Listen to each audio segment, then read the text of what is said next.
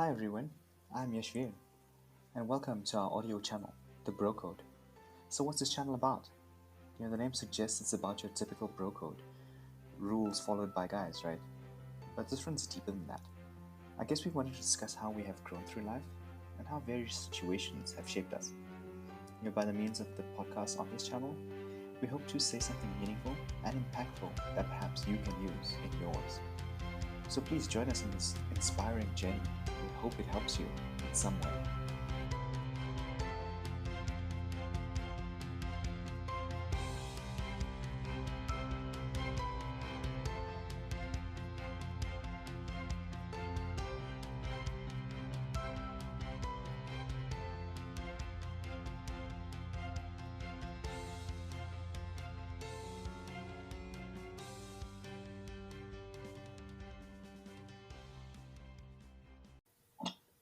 Hi everyone, and welcome to another podcast episode. We've been coming out of winter. It's getting warmer by the day here in South Africa, and once again we have with us Prash and Dean. So, how are both of you? Let's start with you, Prash. How are you doing today? I'm good in yourself, Yash. Oh, I have absolutely Good. no complaints, man. How's things going with That's you? good. That's all right. Hey, a bit busy. Work's got me under the cosh, but yeah, trying to get out of it. Get out from under all of the work that I have, especially now that the end of the year is in sight, which is True. great. I can already hear Christmas bells in on all the TV ads. No, I'm kidding. Um, but yeah, I'm. It's been a rough year, actually. I don't know how it's been for everybody else, but this year's Right. been a little bit rough. Amen to that. Um, yeah, it's been long for me, so I'm like kind of getting out of it now, so it's looking quite good. And yourself? No, I mean, I honestly have no complaints. I think it's the year has gone by so quickly. It's from like lockdown to another lockdown to another lockdown. So Yeah. it's all of those are familiar to us right now. But it's just gone through so quickly. I mean, I remember Dean and I having a conversation the other day, just mentioning that where did the time go? And his response was, we've been busy. It's not that we've been busy for the sake of being busy, but we've just been, occupied in our own lives. Anyway, switching Mm. over to Dean. How are you doing, Dean? And what's been happening with you? Hello. Carrying on, carrying on. I know things are supposed to be warming up, but apparently there's supposed to be a polar winds level ice front coming, cold front, should I say, Winter is coming this coming. weekend. God. Yeah, so it's gonna be very cold this weekend. I looked at it's like between 1 and 2 degrees over the weekend, like minimum. Right. So it's going to be properly cold. And then I think we'll start moving back into warm weather. Today was nice and warm-ish. Yeah. There was Yeah, it some was. sunlight, which was Mm. nice. Well, we all Um, live relatively close to each other, right? So I the think we weather is could more or draw less the like a same. 10K radius around us, and Yeah. all Mm. of us would fit in Mm. there, Mhm. Yeah. which is kind of nice. Once we are all vaccinated, we can start seeing each other a bit more regularly. Soon, so soon. Yeah. I mean, we've Looking we've forward to it. all. I mean, so I registered to get my vaccine on Friday. Prash has already had one, and Dean is I'm just going waiting a bit tomorrow. longer to get his. Oh, nice. Okay. No, no, I'm actually able to go tomorrow. Okay, Um, cool. Okay. So you'll because also I get your actually vaccine this had week. That's good. you need a month from your 10-day quarantine from when you had COVID. So that was this week. So Yeah. that would have Yeah. ended, I think, Monday for me. So I now Right. qualify. So It's good though, because like you won't really feel okay. Well, I don't know how everybody reacts because everybody reacts differently, right? But when that's I true. got my first shot, it was literally like I had stiffness, like gym stiffness, Yeah, Right. right? But on a specific point, right? yeah. I had that for like maybe 24 hours. That was it. That was literally it. I wasn't extra tired. I wasn't like anything else. And I literally went back to training the next day. I mean, So, that's the symptoms that my mom had as well. Just no Yeah. sickness in the it's arm like as well. nothing. Well, So I it's think good. also it as they say, it's different for everybody. But Yeah. even my brother had his first shot like 2 weeks ago, Friday, Mm, and he literally had nothing as well. So okay. I think it's the That's bulk cool. of people don't really have much. And Yeah, then there true. was the anti-vaxxers today in Cape Town, Oh, outside the really? court, I didn't even outside know that. about that. What did they say? Yeah. I don't know. They were outside that Groote hospital, if I remember correctly, just protesting Why? anti-vaccinations. Why? One does not know. Um, They have the typical reasons, right?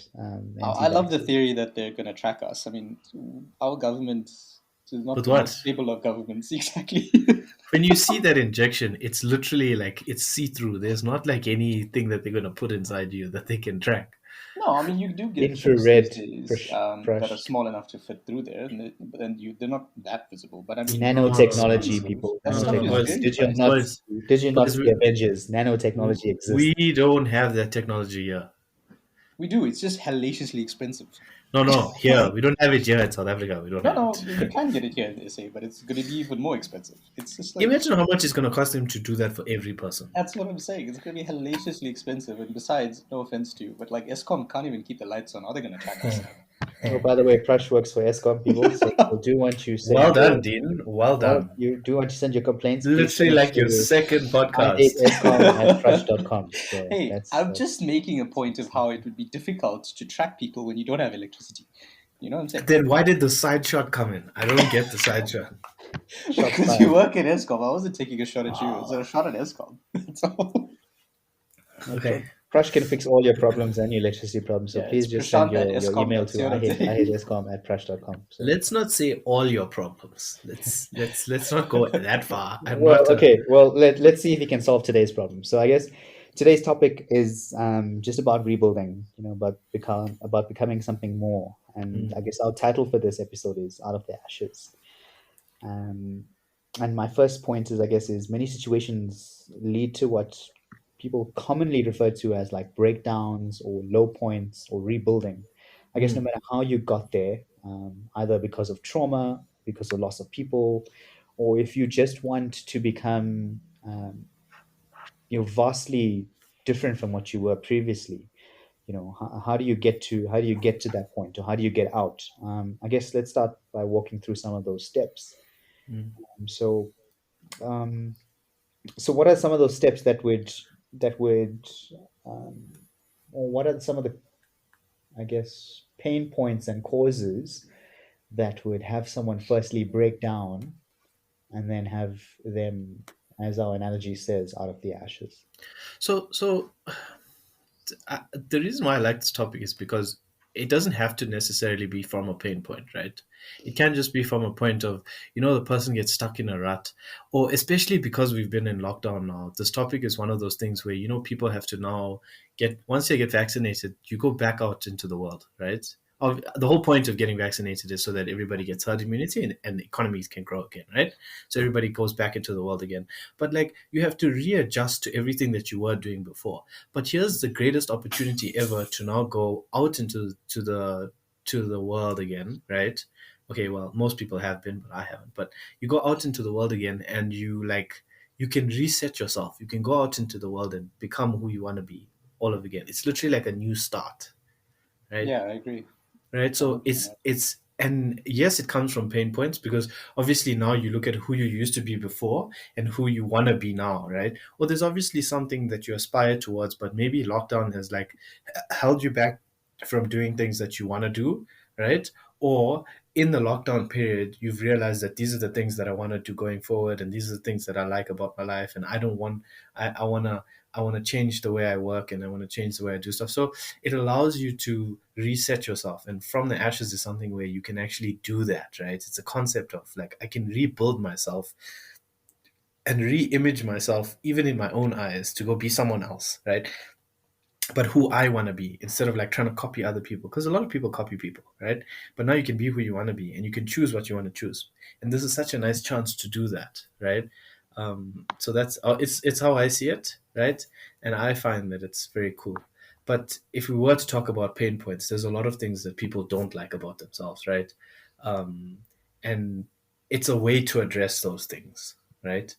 To focus and target on those things and say, this is what I want to change about myself, and reimagine this about myself, and then work on that. So that's how I see it. So I think it's a, if I get you what you're saying, it's a self emulation. So then Yes. self-emulation, so you actually just bring yourself down to your basic blocks, and then you rebuild yourself because, hey, it's the Yeah. time to do it now. I mean, I think it's what, 2 years.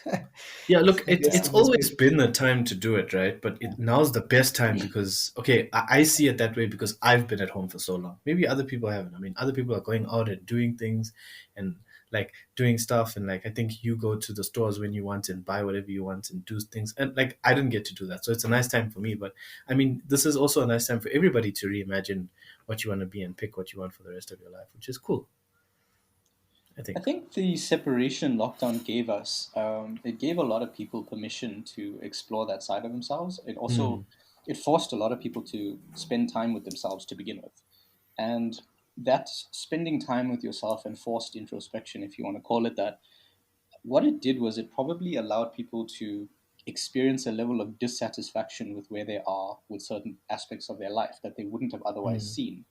And as a result, they now think, okay, well, it's time for me to make a change because I'm not where I want to be in any particular area. It might be health, it might be career, it might be relationships, whatever part of your life that is.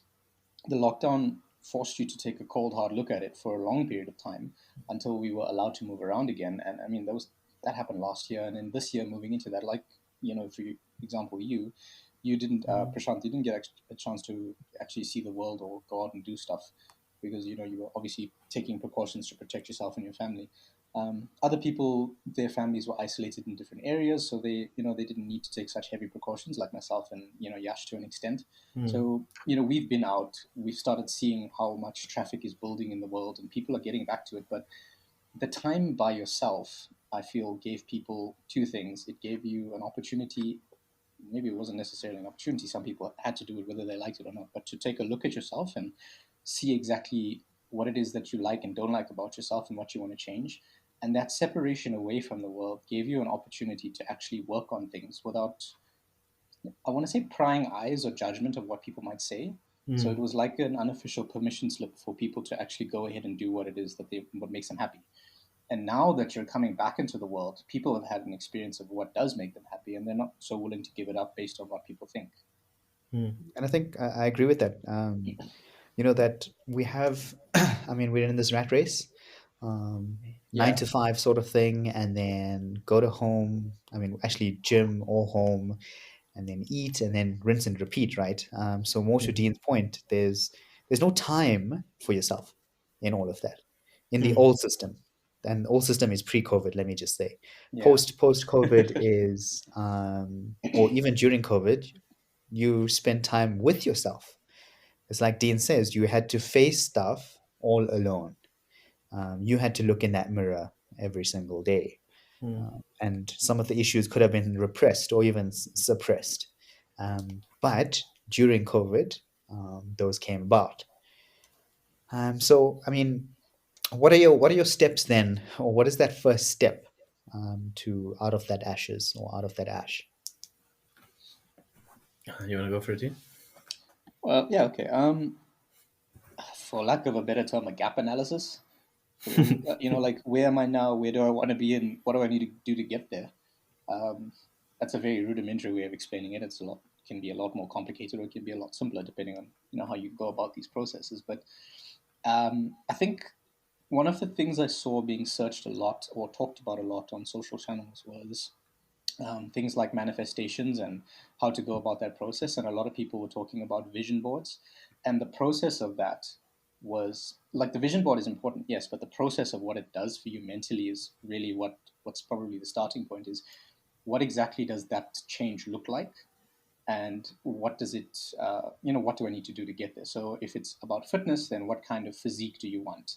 And then from there you can kind of work out what your plan is. If it's an ideal relationship, then what does my ideal partner look like? How do I meet her? What kind of time, when we spend time together, what do we do? Like, figuring out all of those things and then putting it onto paper almost begins the process of making it real for you.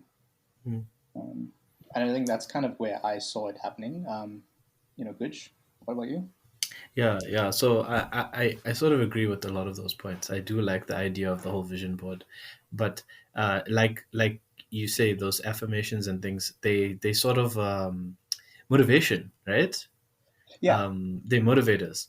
So yes, I think that the starting point is obviously those vision boards. So people would say, listen, this is what, and as you said, I think the best way you said it was the gap analysis, right? So look at yourself and say, what are the things about myself that I like, right? And what are the things that I like, but Yeah. that I have that I don't like. But also, you have to be honest with yourself, right? It's very important to say that, listen, there's things that I like about myself and there's things that I don't like about myself. But you have to know Yeah. within yourself is, are these things maintainable and sustainable, right? You can't like things that are about yourself that are like naturally degenerative, Mm. because then you end up spiraling, right? I love how I can watch series till 5 in the morning and then go to work. That's degeneration, right? Yeah. Um, Okay. I mean, listen, Wait a minute. there's people that do that, right? No, There's there people is. that go out like It's drinking me. and stuff and partying, and they love that side about their lives, but the next day they have to go to work at 7. Listen, I'm not saying that you can't do those things. You can do them if you want to, but I'm saying, listen, there's things about yourself that you want to improve upon, and there's things that you don't want to improve upon. And the whole thing that we're trying to get to is, this is like, forward movements in each person, right? But listen, whatever you want to do, you want to improve upon, like Mm. the things that you want to change about yourself, right? And nobody's saying that there are stuff that you have to change about yourself as well, because everybody can be their own person. But if there's something that you want to change, think about it. If there is a way that you can change it, right?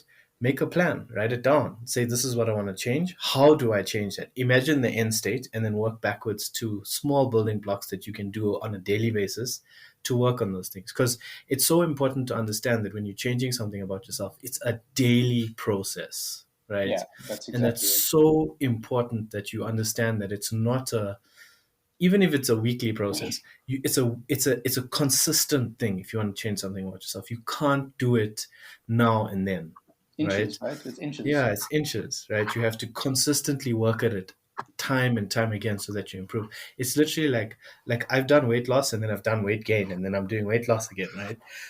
And you know, right? But I mean, I think there's a lot of people that have gained weight in lockdown, right? Yeah. And they're now coming out of it, and they're like, and there's like this huge movement for people. Like, if you look at globally around the world, everybody's trying to get healthy again because lockdown like just held them back, right? It didn't hold them back, but it was literally like a jail-free pass on whatever you wanted to eat for 6 months, Exactly it. right? Which was fun, I'm a right? potato. No, Yash is the only one that didn't do that, right? Okay, He true. actually ran on his balcony, like, why, right? But He the did thing 5Ks is on his balcony somehow. for me, I did do that. I sent you that message. I did do that. right, for 80% of the population, lockdown was literally like a jail-free pass to eat whatever you wanted, right? So as an example, people want to get healthy again, right? One thing that I have learned is a long time ago, I learned this, and you sort of have to gear yourself up for it. So you say, listen, this is what I want to look like, and this is what I want to be able to do with my body and my health and my all of this, right? So what are the steps that I need to take? One, I need to eat correctly, right? Because you are not out training a bad diet. No one in no world, right? You need to do some form of exercise, because eating well is great, but you need to get your heart rate up, do something. Even walking makes a difference. And then you need to be consistent at it. And that's the difficult part that everybody suffers. Everybody's like, yeah, first week of January, new resolutions, blah, blah, blah. And I saw this meme that said, and it fits not only for resolutions in January, but it fits for any resolution. There was a meme that said basically one bird was asking another bird or something, what is a New Year's resolution? The other bird said, literally, it's like the plan that everybody has in the first week of January every year, right? And So true. it's the plan that they have for only the first week of January every year. And I was like, literally, that like fits everybody, right? Everybody Yeah. has this great plan. They hit it for the first week. Second week comes and then just like falls flat, right? Reality slaps you. Yeah, exactly. And then it just comes into this thing. So I think that it's more about teaching yourself how to be consistent. That's how I see it, right? Pick a target, and then you don't have to do like 80 things every day to get there. You just need to do one thing a day to get there. And it changes the way, and it's unbelievable how when you get into a consistent rhythm, everything else starts falling into a consistent rhythm as well. So it's quite cool that you can do that. But it stems, as Yash asked. I think we've divulged, but Yash asked, where does it stem from? And for me, the first thing, as Dean said, is you have to look at what it is that you want about yourself, and what it is that you like about yourself, and what it is that you want to change or improve upon. Let's put it that way. So is the first step actually the choice? The first step is the choice, right? Well, the first step. okay. So Yeah. I don't know. I don't know if the first step is a choice. I think the first step is recognition that Yes. something needs to change. Yeah, Yes. you're right. That's 100% right. And then the choice or the realization that wait, external forces can't change this for me. I can change this for me. Yes. And that realization, and then you can continue from there. Yeah. Afterward, there's a saying that Anthony Robbins has, and he says, "Always get disturbed." And what he means by that is get disturbed by I guess the state you're in, or who you are, or what you want to become, because you're not there. And the moment you get disturbed, you stir up emotions within yourself that kind of says, okay, I'm not there now. I need to get there. And then, it's just, once again, it's that realization that you yourself can impact those changes. And then you can, I guess, do your gap analysis, which is just, once again, if I had to explain it, because we didn't explain it, it's taking stock of where you are, where you're going, and how the minute steps to get there. I think Prash touched on that. It's a step-by-step journey on getting there. Yeah, there's this. I saw a video the other day with this. I'm bad with names, like Yash will always quote people and stuff, and I'm bad with that stuff. I just remember someone that said something, right? That guy on YouTube. It's the guy on YouTube that said something, right? Okay. So the guy literally said, take a list of all the things that you want to do, right? 25 things that you want out of yourself, right? And that is what you should imagine that you want for yourself. And then pick the top 5, right?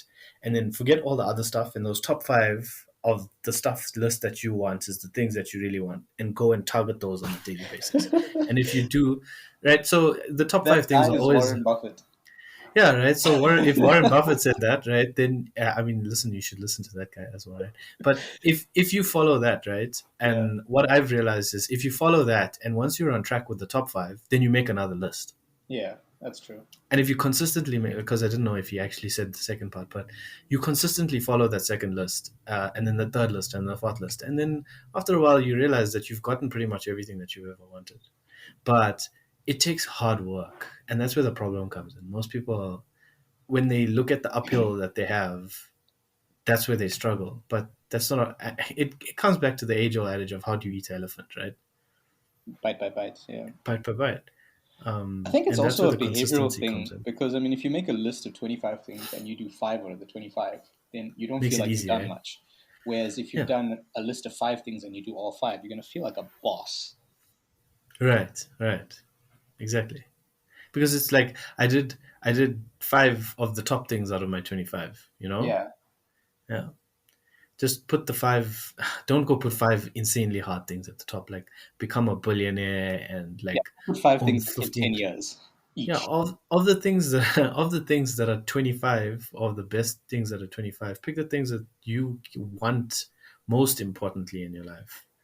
And a lot of people want money, right? But understand also that wealth, or money wealth, is not always the highest thing that you need, right? What's that grid you told us about? It was how to align things from urgent and important.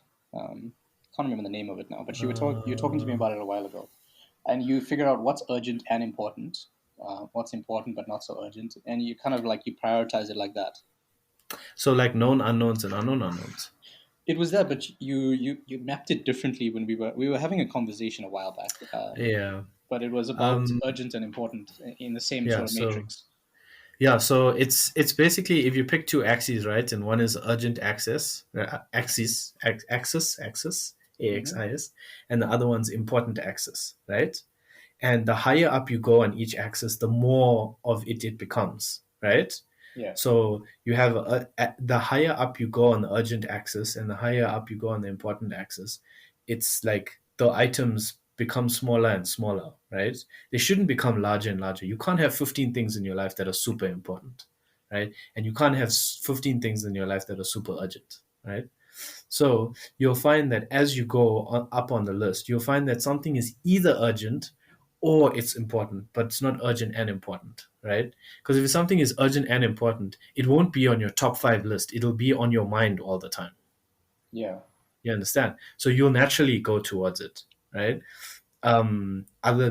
Most people have that other than their health, because even though their health is urgent and important, they sort of ignore it. But the rest of their lives, they sort of gun those things. But if something is urgent and important, that is something that should be on the top of your list. And in most cases, money isn't on that urgent and important list, right?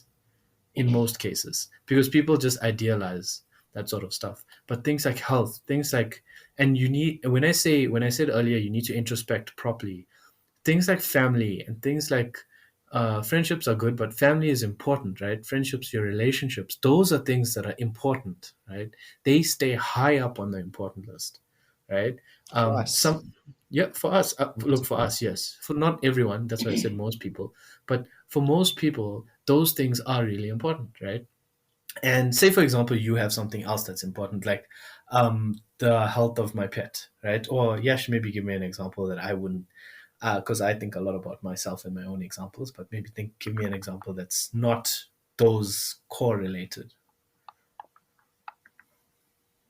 Putting Yash on the spot here. Any example. Because Yash said for us, right? So obviously yeah. he would know that's not something that's not, maybe that's that Well, I important. think anyone who's got the money to have a smartphone and is listening to Spotify and a podcast is probably going to have similar issues to us or similar priorities. I mean, they're not trying to take care of their base level needs on the pyramid. Their essential, food and shelter needs are already met. And I think maybe it's when you talk about money is not the most important thing. I think to clarify that, it's a lot of people will say money is really important, but it's what money is Yes. facilitating is really important. Correct, yes. Because money is essentially a trading item, right? Yes, exactly. That's all it is. It You're facilitates trading you to your, get something else. Yeah. You trade your time for money, which is you trade your life for money, basically, right? When you understand money that way, then you kind of understand its worth. Right? Yeah.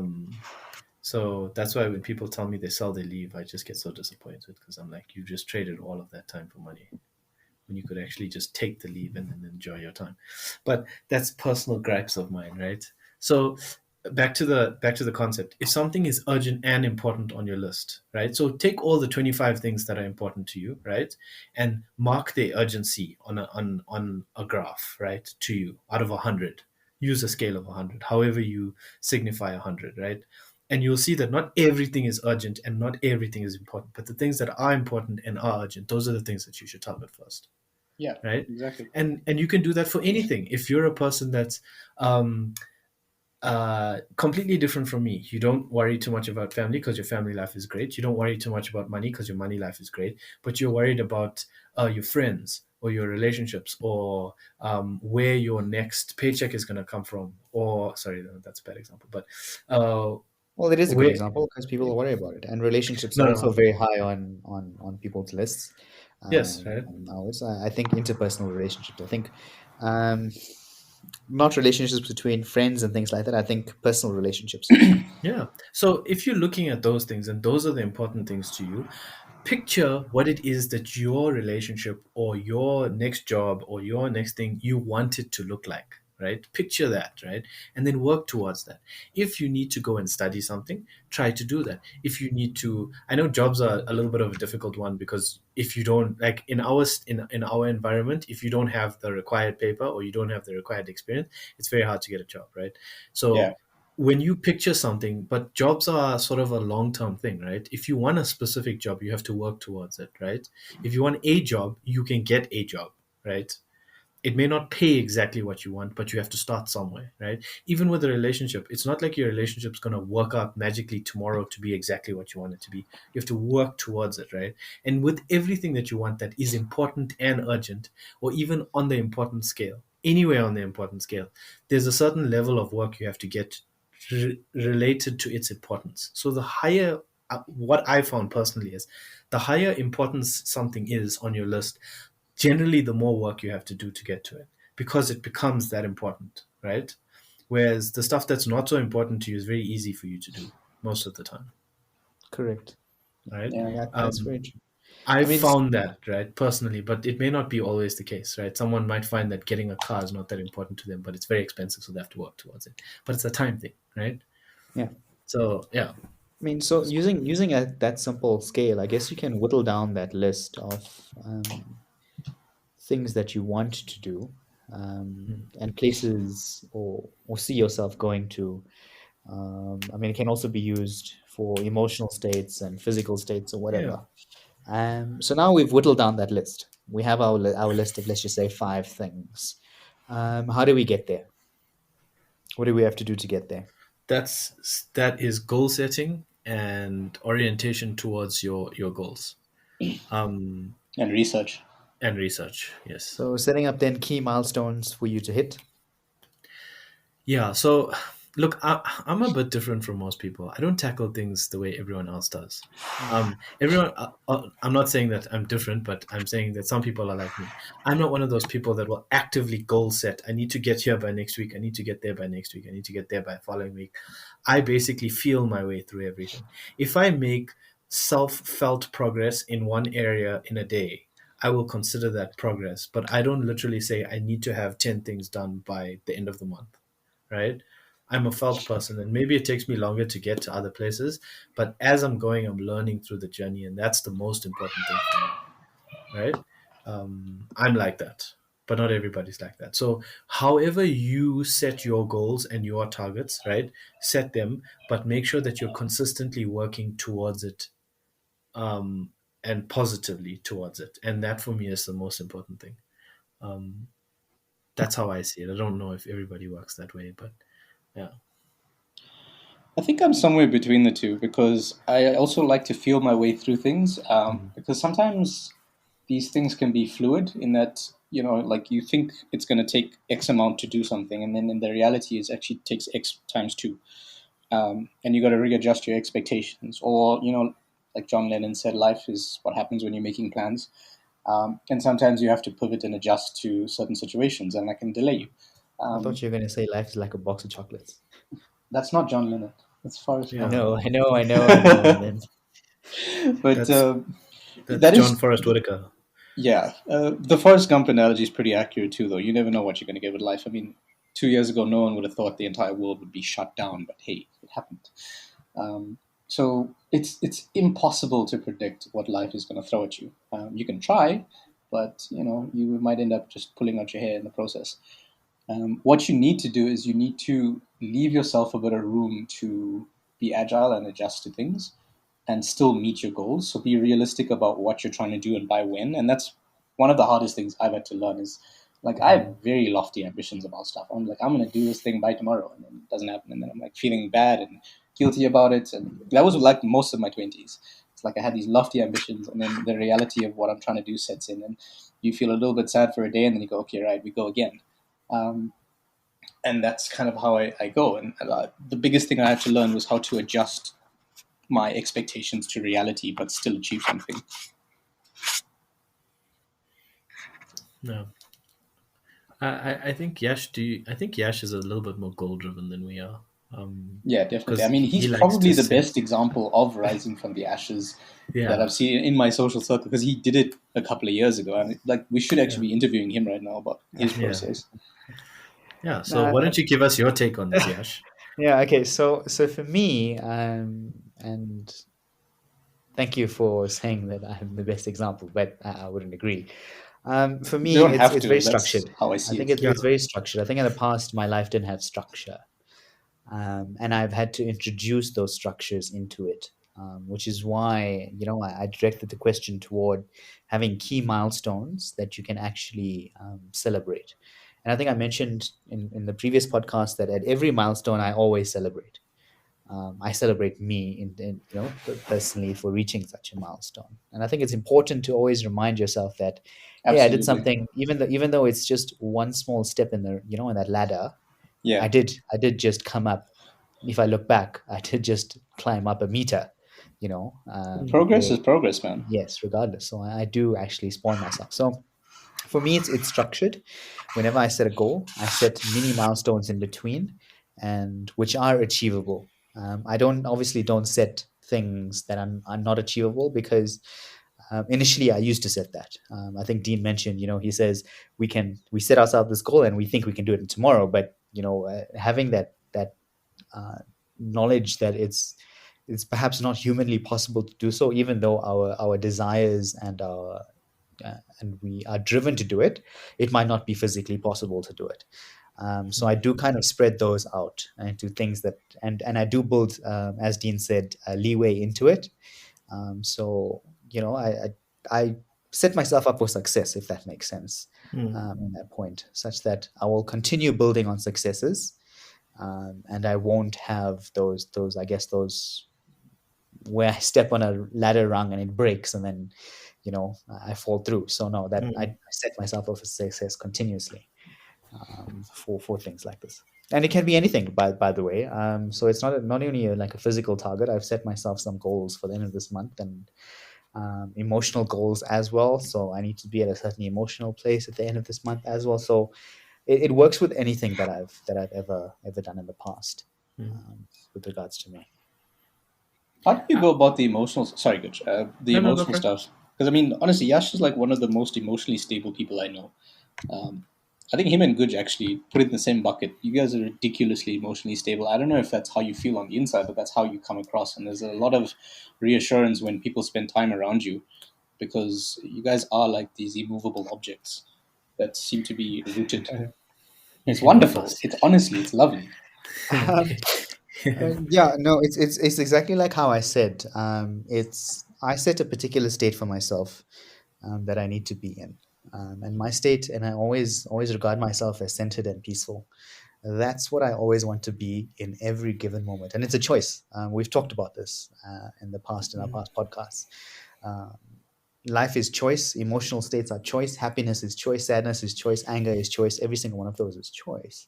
That's very But true. I choose centered and peaceful as my choice of emotional state, physical state. My aura is very calm, and my presence is very simple. So people kind of do open up to me and things like that. So how did I get there? I looked at where I was before, and I wasn't very stable. I was kind of an angry person, let's just say, and my anger consistently took the better of me. And I guess when I took the steps to realize, okay, something needs to change now. What do I want to be? And my name means iconic warrior, so I chose to be the opposite of what my name means, which is centered and peaceful. Why do you say that it's the opposite? I guess like I'm taking the literal sense of iconic warrior, right? Okay. My first name, by the way. Doesn't mean you have to be angry. No, I mean, no, not angry, but a warrior is like in this constant state of fighting, and constant state of frenzy, and that's what I kind of was as well, perhaps. Okay. If you kind of I'll give my take on that afterwards, but go. Yeah, okay. yeah. Sorry So to interrupt. Yeah. yeah, no, it's cool. Yeah. So I chose something, let's just say, in my view, opposite of what my name meant to me, which is just peaceful, and that's what I went toward, and that's how I got help on. Like I visited therapists continuously for those years, and still do talk to some even now, who have given me the tools to address those issues, as well as given me the tools to always remain, I guess, in that calm, centered, and peaceful state. I don't know if that has given anyone steps to take to get from like red line angry or whatever to to green, calm and peace. Sometimes the most iconic warriors are the ones who are in control of a battle, not caught by rage. That's exactly it, Dean. It's Yash has learned something that's akin to self-regulation, right? Yeah. And if you look at Zen and you look at actual warriors, like we talk about warriors like samurai warriors and all Bushido and all of that, Nami, right? But you will understand from even the way, like, because I looked at Japanese culture, and I looked at like old traditional culture, and I looked at Bushido, and I looked at samurai, because I was very interested in that stuff, like ever since I watched all those old samurai movies, I was always interested in like, why are these guys like so like, why are they that way, right? And it comes from perfection of everything, every small thing that they do. It's done in a certain way because they've learned a long time ago that to get progress in anything, you do something over and over and over again until you get it right, right? And how did you teach yourself how to be so calm, Yash? At first, you must have always been angry, right? I'm just using this as an example, right? I'm not saying this guy just walked around and started punching people, right? But um, at first, you must have always felt anger that was unrestrained, right? And Yes. what you did was you consistently reminded yourself that I don't need to be this angry, right? I am actually someone that's in a calm and a peaceful place, right? Mhm. And if you keep bringing yourself back to that, what you'll learn about actually being a warrior is that a warrior is not angry, a warrior is not hasty, a warrior doesn't act out of turn. A warrior is consistently calm, peaceful in every situation. If you read the Lao Tzu, or you read, the Art of War, you'll see that in every situation that's explained, everything is consistent calm and peace because you cannot beat anybody that is angered. I mean, you can't. You can always beat somebody that's angered because Yes. Yes. you just turn their strength against them. So essentially, what you've done is you've actually embodied your name, because now when you actually release all that anger into a controlled environment, right? You don't release it unrestrained. You release all that energy that you used to have as an angered person into one channel, and then essentially how I can't even remember who wrote the Art of War, but anyway, he literally Sun says, Tzu. yeah, Sun Tzu literally says, when you do strike, you strike like a thunderbolt, right? Instead of just going all willy nilly and fighting. It's because of the fact that everything is controlled into one action. So what you've done now is you've taken all uncontrolled energy and you focused your energy into exactly what it is that you want to grow yourself in. So you've now actually gone from I am this crazy fighting beast into I am a controlled warrior and an I am iconic warrior. So you've actually now gone, what you thought was you've actually now embodied your name, right? If you look at it that way. I 100% actually agree. haven't looked at it that way, and So I'm listening to it now, and it makes yes, makes a lot more yes. sense. Right. In that way. Yeah. Yeah. So reading the Art of War and understanding the Art of War, right? But also understanding the way of the warrior, right? Which is something that I did a long time ago because I was just so interested in it. Because it was just so interesting to me how people can. I'm sort of a perfectionist because, well, I am sort of a perfectionist because it's part of my mental side. But when I looked at that, I was like, these guys just got it right. You know, they always did everything to perfection or as best as they ever could, right? And why did they do that? And what were the lessons that they had? And literally, if you look at how they did it, it's exactly what you're talking about. You took unrestrained energy, which every person has on this planet. Imagine how much energy you expend a day looking at social media, laughing at nonsense, reading stuff that doesn't make sense. People will literally go and read something about an argument that they're having with somebody else, right? And this is a meme somewhere, right? They'll read 10,000 hours of something just so that they can win an argument. But if there's something actually important, they won't spend 5 minutes reading about it. Right. So what you've done is you've taken unrestrained energy and you focused it into the things that you want. That is essentially what From the Ashes is. From the Ashes is taking all the energy that you wasted all your time on, focusing it into one thing, and then driving that home until you get the result that you want. Because if you do that, you'll spend a lot less time doing all the other nonsense that you're doing. Which I've Sums up seen Yash happen pretty. on a daily basis, by the way, because Right. that's what it's I guess culminated to now. Just Yes. focus in the right areas, like you said.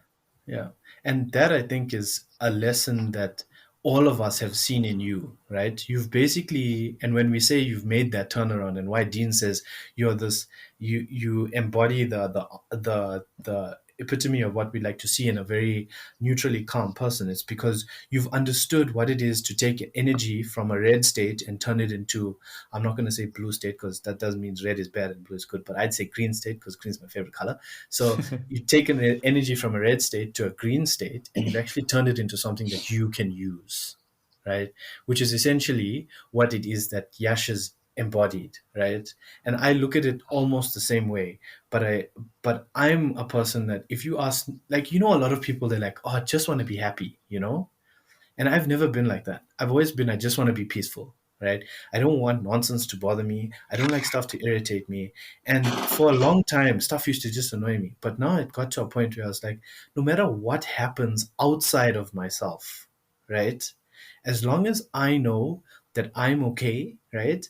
And I can control what's happening inside of me, right? Then I will be perfectly fine. Even if the entire house is burning down, right?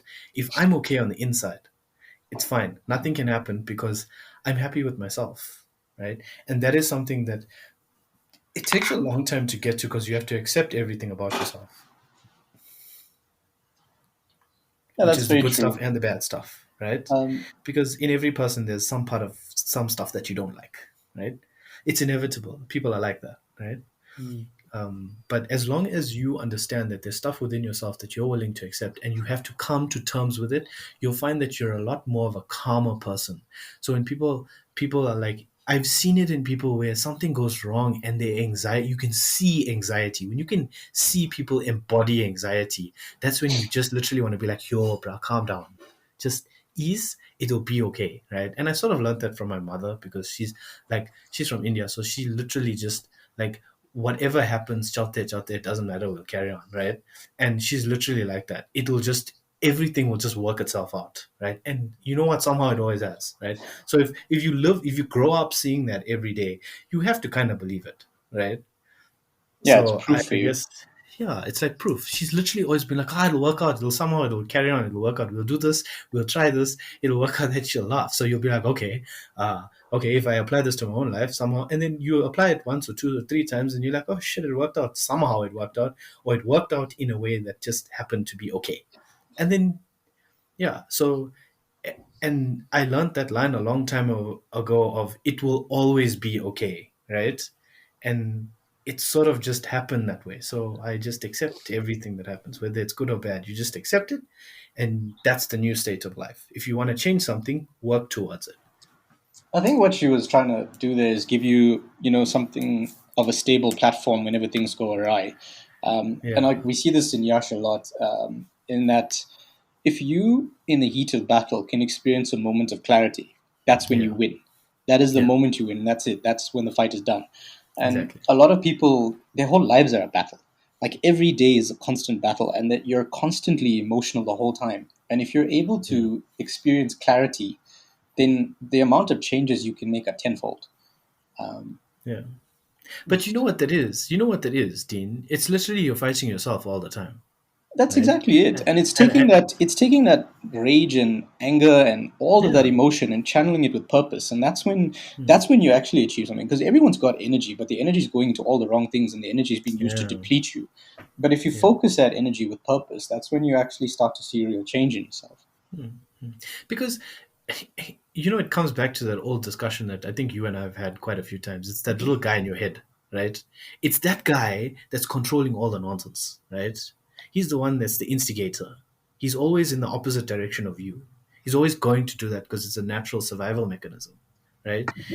But if you can channel that way of thinking and your mind to actually work for you, then all of a sudden all the stuff that's unrestrained energy becomes controlled energy, because half the time you're fighting yourself. Yeah, that's it. Right? Yeah, and that's where you find that it's very difficult for people to control that because they've never been taught to control that. I mean, how many times in your life have you ever been taught to just quieten your mind? I never actually. I mean, I've learned to quiet my mind, but I kind of went the other way to everyone else on this. In that, whenever my emotions were in complete turmoil, for some odd reason, I decided to go headfirst into it because I wanted to just see what the limits of that turmoil looked like. So whenever I entered a depression, I was, like a lot of people, there's like step-by-step guides on how to beat depression and how to go through it and, get out of it quicker. And I was like, hey, I don't really feel like doing any of that. So I was like, I'm just going to wallow in my darkness until I find the bottom. And then when I know where that is and I understand my boundaries, then I'm going to come up. I'm not saying other people isn't that should do feeling that but- emotion then to its fullest? Exactly. Yeah, I think And it's it respecting has to your play out that way, emotions though, Dean. enough. I think feeling that Yes. emotion or feeling that despair or doubt or angst Yes. or whatever, you always have to feel it to its fullest, because not feeling it to its fullest doesn't get you to that next step. Exactly, but how literally- much yeah. do we get taught that it's not okay to be like this, or it's not okay to be like that, or you can't allow yourself to feel this way, and you gotta Conceal, power don't through feel. things. What is Elsa Yes, teaching like us? we got taught so many toxic coping mechanisms, and that's all So- they are. They are things that help you cope, but they do not help you progress. So that Yash's answer is probably one of it's the best answer I've heard from any person that I've spoken to, because it's exactly what should be done. But what you need to do is learn how to experience because okay, so let me put it to you this way, right? If a person says I'm very, very happy, right, and I always love to be happy and I try to keep myself always happy, is that person always in a good state, or is that person always in a state of ignoring the fact that they do have problems? And that's a question that people really need to answer for themselves. Because people that say I'm totally positive, and this positivity movement is great and I love it, but the thing is, people need to understand that life has balance, right? You can't be positive 24/7, right? It's impossible, because at some point when negativity hits you, it's going to hit you from within. It's not going to hit you from outside, right? Yeah. So what you've done is essentially followed what needs to happen in life. In every situation in your life, happiness is going to be there. And in every situation in your life, sadness is going to be there. If you can experience both together and understand that as much as you can be up there, you can also be down there, but understand that you will still be okay at the end of the day, right? That is the most important thing, because what will happen is that you'll naturally come to equilibrium slowly. What you've done is you've gone, let me try to experience this. And as Yash said, if you do not experience it, but you ignore it, right? Like anything, right? If you ignore it, it's going to get worse. Yeah. Right? So what you've done is literally what you should be doing, as long as you ensure that you pull yourself out of it and don't wallow for no reason. Yeah, you shouldn't aimlessly do it. Yeah. I think if you do it with the purpose of understanding the limits, it might be a little bit different. Exactly. And that's exactly what Yash is saying, right? I mean, And it's it's- so important that he said it that way. I mean, that movie Inside Out, I mean, it just embodies the emotions that we have in ourselves. It's Yeah. like in that movie, Joy wanted to always be the one in charge, but it's not possible. Yes. At some point, sadness had to come in. At some point, anger had to come in. At some point, disgust had to come in. You can't be joyful all the time, and that's what that movie was trying to portray to everyone that was watching it. It's not that it's not about the family. It's not about anything else. It's about emotions, and each emotional state has to happen at its certain time in order for a person to be healthy, mentally and emotionally. So that's the actual message from that movie. Yes. Yeah, it's 100% Definitely. right. I mean, I there's didn't the know there was chemical health, disgust. but Yeah, disgust was green. It was what's her name from The Office? I can't remember her name. Was it really? Yeah, was it was it her. really a disgust? Oh, Pam, Not Pam. Disgust was played by the lady with the red hair at the back. the Indian lady. Mindy Kaling. Oh, Mindy. yeah. Mindy, Yeah. yes, Mindy Kaling, yes. Oh, Okay. wow. I She didn't know played that. Yeah.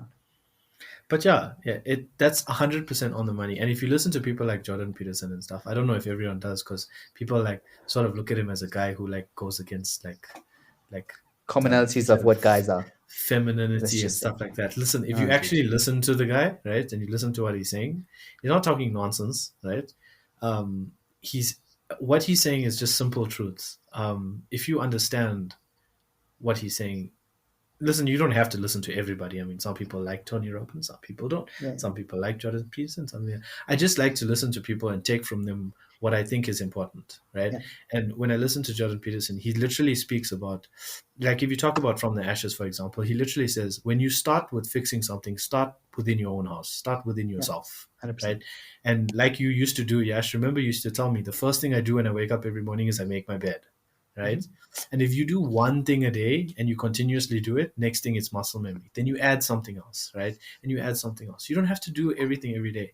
But if you can experience, and he says, I think he said it very well, you don't have to be happy all the time. You can be sad, you can be upset, but you need to understand that you experience those feelings to fulfillment, and then you Yeah. move on.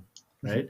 And it's so important that you do that. And I think, Dean, you unknowingly did it, but you knew you needed to experience it because that is how you operate, right? And I think that it's so important. Not everybody's like Dean, not everybody's like me, not everybody's like Yash. Decide what works best for you, and then follow that, because I promise you, you'll feel so much better about yourself and you'll be so much calmer all the time.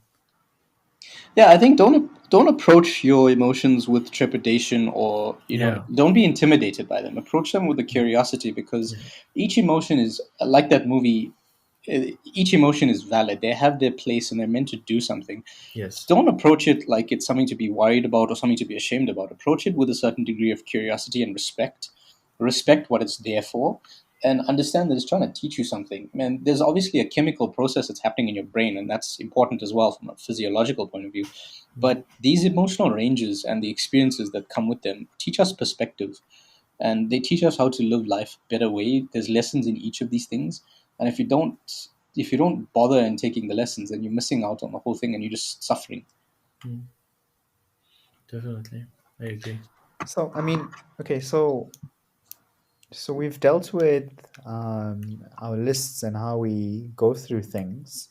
Now let's say people tend to see some progress, and then they kind of stop. So how do you be consistent?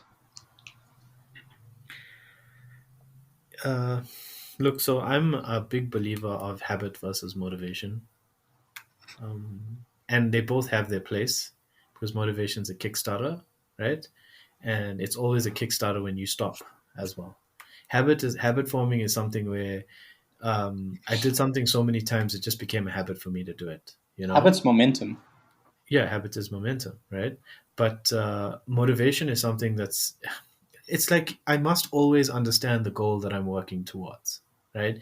And if you want something, so if you look at the best thing to do is look at any time within your life that you knew you were going to get something, right? And you knew something was coming your way and you didn't know how it was coming, but you knew it was coming. Just look back in your life.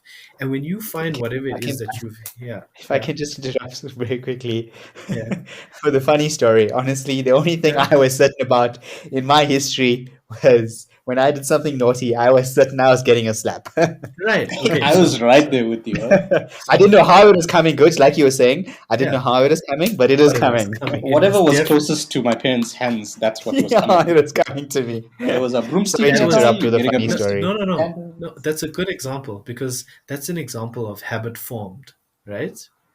You form this habit of doing something naughty, so you caught it properly, right? And I'll tell you something, to be honest with you. My parents have never hit me in my whole life, right? I've never been hit, right? I've been in fights, right? But I've never been hit by my parents. Because I was a good kid, right? But I wasn't. But no, look, I did naughty stuff. My parents just never chose to hit me, right? They always chose to give me 45-minute lectures, which I kid you not is worse, right? Yeah, I mean, in the past podcast, Good, you mentioned the emotional trauma that you went through for the talks that you have gone through. It's so much, Dean, trust me, right? You'd rather catch one clout, right, and it be done, right? Dude, it was never one. Okay, you'd rather catch 10, right, in the space of 2 minutes, right, than sit and listen to a 45-minute lecture about what you did being wrong. I preferred the 45-minute lecture because that was actually an opportunity to debate the merits of what I did. No, you see, the problem is that you can debate as much as you want for the first 10 minutes. But after that, they're like, you can argue as much as you want. They'll just be like, no, but you did it and you understand what you did is wrong. But after 10 minutes, you get tired of arguing. Then you have to listen for another 35 minutes about what you did was wrong, even though you already finished learning the lesson. So it is more emotionally soul-crushing to listen to that shit than catch 10 slaps. Seriously. So, but the problem, okay, let's go back to what happened, right? What happened is you formed this habit of doing something naughty, right? And you caught it, right? Yeah. Right. Now, the thing is that you formed the habit. You didn't need a motivator, right? But in any scenario in your life other than that, right? Because I'm pretty sure that there's other scenarios. We're talking about, I knew I was going to fail this exam. I knew I was going to pass this exam. Why, right? Because you form the habit of being able to do something, right? That habit has been created within you, right? To get to the form of doing a habit, you need a motivator, right? So let's use weight loss as an example because it's an easy example, right? What's the motivator for losing weight, right? I want to look like that, But after 3 months of doing it, you're like, okay, I'm tired of this now, right? But I've already formed the habit. So you fall out of the habit. How do you get back? You need to remember your goal, right? And that is why vision boards like Dean was talking about is so important. It doesn't have to be a board specifically, right? But some sort of place that you can remind yourself of your goals and your targets that you want to hit. And if you keep doing that, right? And just remind yourself that in 3 months' time, I'm going to forget why I'm doing this, but I'll look at what I wanted at the end of the day and it'll remind me of what I wanted. Right? If you want to change the goal, that's fine too. But understand that you've done 3 months worth of work, right? If you change the goal at the end, that's okay. If you decide that I'm okay being fat, then that's the thing. But then 3 months later, you're going to realize that I'm not okay being fat. And then the motivator starts again. So it's all motivation and habit at the end of the day. Yeah. Yeah. I mean, in some people's, I guess, physical reminders and physical vision boards will be useful. Yeah. Because I guess out of sight, out of mind is where I'm going with this. For example, like you're saying, 3 months down the line, they'll forget what that initial something was. And a visual reminder of something written down is always, in your face. I know Dean has sticky notes on his screen. I have sticky notes on my screen. Yeah. And I look at them throughout my day, sort of thing, as those mental cues, as my why. Like if my why isn't strong enough, then I won't be able to do anything. So those strong whys I have written down on all sticky notes. I think another thing to have as a reminder is that, yes, it's very important to have the end goal in mind as a reminder, but also remind yourself that every day I'm consciously getting closer. I'm doing things to get closer. And it's nice to just take a moment to remember that every day I am getting closer. Yeah, I agree. It's the same thing as Yash is doing the reward system, Yes. Yeah. As I get closer to my goal, I reward myself for a goal for that period. I reward myself, or as I hit my goal for that period, I will reward myself. So you can employ that. But there is another problem, right? So I'm a person that doesn't do whys, right? I don't do whys, right? I do, this is what I want from my life. But I'm a potential person, right? I have to basically build up potential, right?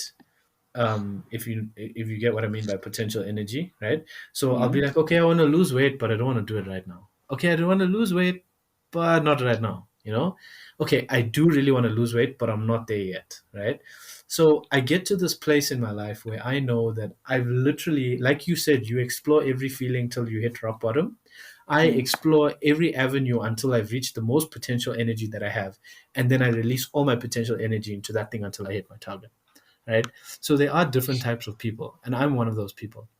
I will literally put off something, and I do this, and it's not the greatest habit, but I will put off something until I'm absolutely ready to do it, because I know that once I start this, I'm not going to stop until I reach my target, right? So I don't do whys, right? I just go, this thing must be so important to me at this point in my life that nothing else is going to stop me from getting it, right? But that's still a why, though, isn't it? I mean, why are you doing this? Because it's important to you. No, you can say that, right? But for me, I look at it as that's my target, and I don't need a why. If someone asks me why, I'll be like, I don't care. That's what I want. You can say that your why is that's what you want, right? But you know how people need reminders? When I've set my sights on something, I don't need a reminder because it's the only thing that I think about, if you put it that way. Yeah, but if it's something that you want, there's a reason you want it. Yeah. But I'm just saying it's the way you build up to it, right? Your process is definitely different. Yes, yeah, but I think you still have a why, though. Yeah, sure, like of course. I think maybe yes, you're right. In that case, there's still a why and there's still a target, but it's how you build up to it. And there's lots of different people. I mean, some people are like, okay, let's just do 5 minutes tomorrow, and then we'll carry on. And then I think what you're doing is you're going through every unknown and you're removing all the why nots. Essentially, yes, yeah. And then you're like, I got nowhere else to go. I'm doing this. Essentially, if it's different examples for different things, but yes, basically, essentially that's what it is. I'm giving myself every opportunity to not do something until it's the only thing that I can do. right? Yeah, I think you know yourself so well that you're like, whatever excuses I'm gonna come up with in the future, I'm gonna eliminate them, and then I'm Yeah. gonna like nowhere else to go. Yeah. It's a slow process, but I've known this about myself. I'm literally like one of the slowest learners ever. I learn things very backwards. I do all the things wrong until I have to do it right. I don't know if it's slow or just thorough. No, it's slow. I don't see it as thorough because you know sometimes when you're doing something, you're like, it's not going to end up the right way. It's not. And if it does, you're like, oh, I didn't expect that shit. Right?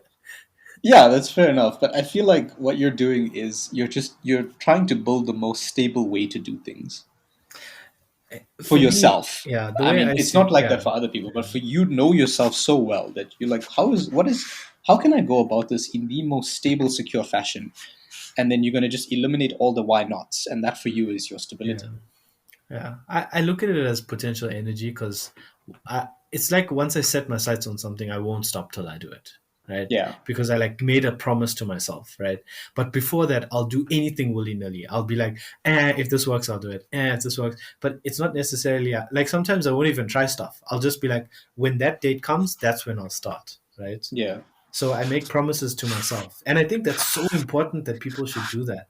I don't understand why people don't hold themselves accountable to the promises that they make to themselves. Right? Very true. If you make a promise to yourself, okay, let's say for example, you make a promise to somebody else, you'll go hell high water to meet that promise, right? Not But if you make everyone's like that. okay, I'm like that, right? Those people, But remember, you were raised in a particular way, and you have a particular moral fiber about yourself, and that allows you to do that. That's why you can keep promises to yourself. There are people that can't keep promises to others or themselves. They just can't keep promises. Period. yeah, so I don't know how to help that. Right? I won't lie. If you can't keep promises, I think you should practice trying to keep promises, right? I think that's important, but I'm just saying, like, for some people, it's a Maybe. promise is not something Maybe. that you live or die by. Like for But us, it's very important. Your word is your bond, kind of thing. yeah, maybe. I'm But like not that, everyone's right? like that. Yeah. But I always felt like sometimes I would make promises to other people and I'd keep them, but I sometimes wouldn't keep promises to myself. And I learned a lot about, you know what, I'd rather keep my promises to myself than keep my promises to anybody else first, That's true. and then Yeah, keep the that's fair. promises to other people. And I think that's so important. If you make a promise to yourself, you really, really, you know what, hell or high water, you should stick to it. Yeah, it affects your life. Yeah, because I mean, why would you promise yourself something if you're not going to deliver on it? Very true. And put Tell yourself me through something. Do discipline. any of you use any particular tools, any modern day tools to help you along? Is sticky notes a modern day? Are sticky notes a modern day tool? Yeah, they Well, we are. can They are. regard it as we can regard They it as are. modern day marvel. Yeah. Are They there are any other wonderful apps things, that you but they're guys very use? convenient. Any apps Okay. out there that you guys use? I do, but Carry Dean, on. you can Go go for it. first. You can go first. I don't have. I wouldn't say I use anything on my phone or anything digital to remind myself. Except for like a collage builder for my own vision boards. I think Yash seen this on a screen once at my place, but I have Yeah. a background of things that I want, and I look at it every day when I switch my computer on. That's the first thing I see before I open emails, before I look at Slack or any of these project management tools that people use to manage their work lives. I take a look at where I'm trying to go, and Yeah. that's when I start my day. On a screen at least. I like that. I'm gonna steal that. You go for it, buddy. Yeah. I also I really like certain pieces of music, and I listen to that in the morning because it always, like, without fail, it'll put me in a good mood. And that's how I'll still be in bed. Like I'll wake up at my sleep will break at 6, and I'll just lie there for a while until I feel like I'm ready to deal with the world. But I will at some point put my music on, and I will listen to certain pieces of music that just make me feel really, really happy. And after that, when I'm in a good mood, that's when I get my ass out of bed. I don't know if that counts or if that answers your question. Well, music is a modern day, marvel. Obviously, it's digital music, mood boosters. You Mood get booster. those. That's You get exactly what it those. is. Mood boosters. You get those Spotify playlists, which kind of have that for you. Yeah. So there's one in the morning. For me, it's called Headspace. Mhm. And at 5:30 every morning, pretty much when I get up, it actually Headspace and Oak, so they both kind of do the same thing. Oak throws me a quote from, I would say one of those spiritual club quotes. Yeah. And then Headspace just hits me up with an affirmation for the day. Okay. So those are the two sort of things which I've put in place for myself as daily somethings, as daily day kickstarters for me in terms of technology and what I use. So those are the two. So it's Oak and Headspace,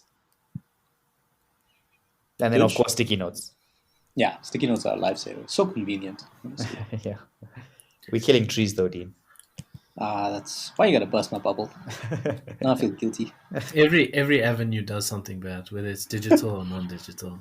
Yeah. That's a very good point, actually. Very, very good. Well, It's a it's trade. does It's these a words which burns coal, but that's you. it's a trade-off, right? It's all a trade-off, right? This is some version of trade-off, right? But Yeah. I don't. I use music throughout my day, and I use different forms of music. So during the day, I'll listen to whatever as Yash said, Spotify playlists. Um, for me, I track everything that I do on the targets that I'm going for, right? Is So that I'm, is and I'm that not tracking is like a physical something, yeah. or So is it just a mental mind? no. As I said, I sort of have this perfectionist sort of thing. So Yeah. I use Excel, right? It's a Right. bit nutty, but I don't track goals forward. I track every step that I'm taking because I know what the goal is at the end. So I Yeah. don't set mini targets because I know it's a daily process. So I've sort of made my life a daily process. Everything grows daily, right? So whether I make some progress today and a lot of progress tomorrow and no progress the next day, I'll make a note of it, right? And then I look back. So what I do is if I'm training, I will literally record everything that I did in that training session, right? And it becomes a bit tedious, right? But after a while, you get so good at it that it's 30 seconds worth of work in a whole day, right? So I will track everything that I've done. If I have an app that tracks the calories lost, I'll track that, right? I literally want to, from the time I've started and then at the time I stop for the year, right? Say 31st of December or whatever, I want to be able to track my progress retroactively, right? Because like you say, you turn around and look how far you've come, right? But I can't do that because my memory is so garbage, right? I literally have to track it, right? So I track everything. I track what I eat, right? And I don't note how it makes me feel, but I will note on a daily basis whether I feel better or worse, and I'll just remember that part, right? Because everything I remember is through emotion and not through actual memory, right? And I prefer it that way. But if I track everything that I'm doing retroactively, then I can always look at if I did this, I would feel better. If I did this, I would feel worse. And that's how I track. So I don't track forward and I don't aim for small targets. Like Yash rewards himself when he hits a goal. I sort of don't do that. My reward is at the end, right? And Dean, you asked why. What is my why? Yeah. So if I reach my goal weight, my why is the only reason I'm losing all of my weight or whatever it is that I'm doing or training to be this level of health is because I want to get tattoos. And I'm not going, like I could get tattoos tomorrow, but I'm not going to do it until I reach that weight. And I've made that promise to myself. So it's a promise that I'm making to myself to keep. Yeah, and you've got the discipline to follow it through. Right, but I don't have to get the tattoos at the end. It's just it's the reward. Right? Yeah. So you sort of, I think, like Yash does, you need a sort of reward system.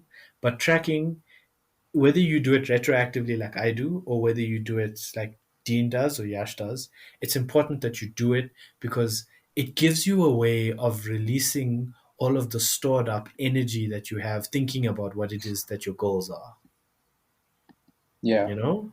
Because if you keep thinking, I'm going to get to this weight, I'm going to get to this weight, I'm going to get to this weight, or I'm going to get that amount of money, I'm going to get that amount of money. But if you track how much money you have, then you don't have to remember it, and you don't have to keep thinking about it. You just focus on the goal, right? And you focus on what you need to do. And I think it's so important that you do what Yash is asking, like track some way or measure, because what it does is it forces you to stay in the moment. right? And when you stay in the moment, right, and you keep working in the moment, it sort of removes all the wishful thoughts that you have in your mind. It's not bad to have wishful thoughts, but if you keep daydreaming about the wishes, you don't actually do the work. Yeah, that's true. And I think it's important that you sort of track. So however you track. Well, yeah, no, I fully agree with that. I think there's a quote by Albert Einstein here that says, "Imagination is everything. It is the preview of life's coming attractions." Yes. So you can daydream, but just be cognizant that you also have to put in the work to get those coming Yeah. attractions. Yeah. Yeah, you don't get any. I mean, it's nice to watch the trailer, but you want to watch the movie at the end of it. Yeah. That's true. Okay, so now often you'll see lack of motivation later on and lack of following through. So how do you also maintain a particular mindset throughout this phase? Sure, this is a tough one for a lot of people, myself included. Yeah. I'm like I a mean, pit bull. we always kind of stray down the path of us being, I guess, victims in this whole thing. So how do you always, not always, but maintain that mindset of victim to victor sort of thing, so you don't always fall back? I think just don't see yourself as the victim to begin with. You need to understand that you actually are the person in control of the changes because you chose those changes, right? You want to make certain changes, then that was your decision, that was your choice, and take yourself out of the frame of life is being done to me, and put yourself in the frame of I'm doing life. And then from there, once you have that control, then motivating yourself becomes a different experience because you're not waiting for someone to help you. You know that it's in your hands. You got to do it yourself. Yeah, I agree with Dean. I also feel like people look at it as, I was bad, but now I'm getting better, right? Yeah. So the concept of from the ashes literally changes that for me. And I view it differently because I see it this way, right? I like to use the example of weight loss, but you can use an example of, I want to find a nice, easy example as well. Okay, let's look at it this way, right? I used to not like something about myself, right? Hmm. But I want to change that. So don't view it as I used to be this, right? View it as I'm a new beginner at this, Oh yeah. See what right? you're saying. So I used to be bad at speaking to people, right? Is the negative or victimization way of looking at it. Instead of looking at it, look at it this way. I'm now trying to learn how to speak to people better, and the more I do it, the better I'll get. Yeah. Right? So when you do that, you if you continuously do that mentally, what you'll do is you'll reframe the scenario, right? Of I'm not a victim anymore, but I'm a new learner at something good, right? Within What you've myself. actually, I mean, I love what you're doing there because you've taken the conversation from failure to progress. Yes, you must always look at it as, and that's what the whole concept of from the ashes is, right? I'm not removing the bad parts of myself. I'm turning something that I used to view as negative, but now I like what I do. I'm just not the greatest at it, but I can improve. With every day I do something new, I will improve. It's like when you started learning how to ride a bicycle or learn how to ride a skateboard, right? Um, you were bad at it at first, but you liked it, so you carried on doing it and you got better at it. Now you can ride your skateboard everywhere, right? I still can't ride a skateboard, but I can swim. Um, some people can't swim. Look, it's a skill that you've learned, and everything is a skill that you learned. Because if you view yourself as this um, empty person that can learn new skills, right? Why not look at it that way instead of this person that has bad parts of themselves that they need to cut out? You don't need to cut it out. You just need to understand that there's something that you want to do with this and view it that way and work on it. So if we use the weight example as a thing, I used to be fat, but now I'm getting leaner, I'm getting stronger, I'm getting better. And if you view it that way, it's all about progress. right? And Yeah, forward what you're movement. doing is you're taking things that you don't necessarily like about yourself, and you're Yes. changing them from being an absolute to being a progress point. Yes. So it's not Yeah. an absolute truth. What it actually is, it's something that is fluid, and I have the ability to change it. Yes, and that's such a powerful thing for me because, I used to look at stuff about me and I'd be like, yeah, I don't really like that, but and I was always like, see, when you look at something bad about yourself, you don't really want to change it either because you don't want to touch that part of Well, yourself. you're not even able to change it because if you see it as an absolute, it means it can't be changed. Right. But if you look at it as something as it used to be something that I didn't like, but now I'm improving on it and getting better at it, that means you've created this whole avenue or road pathway that you can go down.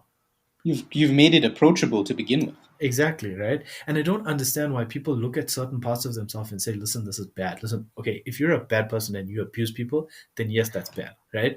But what I'm talking about is things that innately, if you see yourself as overweight or you see yourself as not the most approachable person, right? Yeah. It doesn't necessarily mean that you're a bad person or that is a bad thing about you. You It's just just have something to you don't like about it's yourself. something that you don't like about yourself, exactly. And if you And want you to change it, change. Yeah. yeah, understand within yourself that you can reformulate it and then approach it in a different way. And if you learn how to do that within yourself, trust me, you'll start loving yourself even more because you'll learn that there's some sides of yourself that you've never explored and you can grow. And that for me is so important because if you can do that within yourself, you can learn how to do that within yourself. You'll start actually appreciating all the things in other people that you see, and you can actually help other people grow parts of themselves that they never thought they could do. Yeah, I think it's what you're saying is so important because so many people write off things that they think they cannot change and they see it as concrete and absolute. Yes. And they sort of write themselves out of the conversation without even trying because it Yeah. seems, unachievable.